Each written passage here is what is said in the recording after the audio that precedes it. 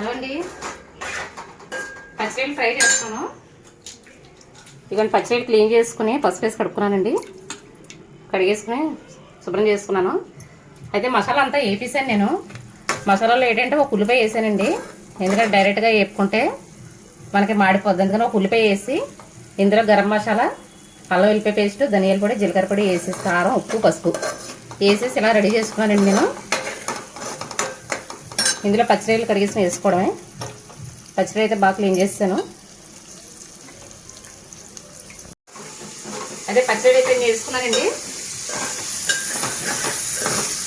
ఇవి నెమ్మదిగా వేసుకోవాలి, బాగా దగ్గర పడేంతవరకు కూడా. మూత అయితే పెట్టకూడదండి, ఫ్రైకి వాటర్ దిగిపోద్ది. ఇవి నెమ్మదిగా వేసుకుందాం. నేను మసాలా అంతా వేపేసాను, మసాలా వేసినప్పుడు చూపించలేదు మీకు వీడియో.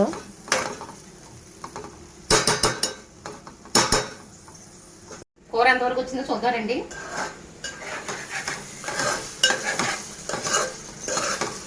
చూసారా వాటర్ అయితే ఎంత దిగిపోయిందో, మూత పెట్టకుండానే చాలా వాటర్ దిగిపోయింది. బాగా దగ్గరికి ఇంకా బాగా మగ్గాలండి. మగ్గిన తర్వాత చూపిస్తాను. ఫ్రై అయితే రెడీ అయిపోయిందండి. కొత్తిమీర చల్లేసుకుందాం.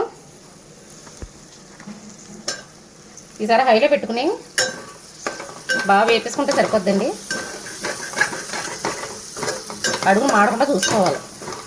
ఇలా కొంచెం గ్రేవీతో ఉంటే బాగుంటుందండి ఫ్రై ఎప్పుడు కూడా. బాగా దగ్గరికి వేపేసుకోవాలి. కొంచెం అన్నంలో కలుపుకోవడం కూడా బాగుంటుంది మనకి. నేను ఎట్లా చేస్తానండి, నచ్చితే లైక్ చేయండి.